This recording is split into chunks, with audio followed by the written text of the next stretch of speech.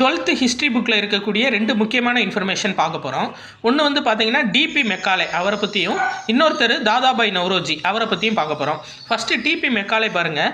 இந்திய கல்வி குறித்த குறிப்புகள் மினிட்ஸ் ஆஃப் இந்தியன் எஜுகேஷன் அப்படின்றத வெளியிட்டிருப்பார் 1835. இந்த மினிட் ஆஃப் இந்தியன் எஜுகேஷன் என்ன சொல்லும் அப்படின்னா, இந்தியாவில் அறிமுகம் செய்யப்பட வேண்டிய ஆங்கில கல்வி முறையை பற்றி சொல்லியிருக்கோம்.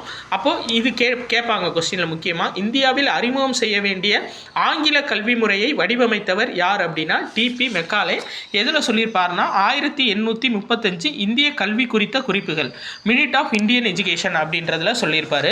அடுத்து பாருங்கள், தாதாபாய் நவ்ரோஜி சார்ந்து முக்கியமான இன்ஃபர்மேஷன் என்ன அப்படின்னா, இவர் லண்டனில் இந்திய சங்கம் 1865லையும் கிழக்கிந்திய கழகம் 1866லையும் ஓப்பன் பண்ணியிருப்பார்.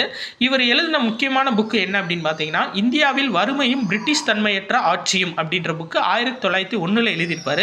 இதில் செல்வச் சுரண்டல் அப்படின்ற ஒரு கோட்பாடை சொல்லியிருப்பார்.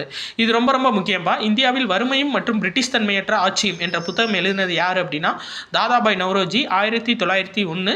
இதில் தான் அவர் செல்வச் சுரண்டல் அப்படின்ற கோட்பாடை சொல்லியிருப்பார். இது ரெண்டும் எந்த லெசனில் இருக்குது அப்படின்னா 12th ஹிஸ்ட்ரி புக்கு ஃபஸ்ட்டு லெசனில் இருக்கும்பா. ஃபஸ்ட்டு லெசனில் இந்தியாவில் தேசியத்தின் எழுச்சி இதில் தான் இருக்கும். நன்றி.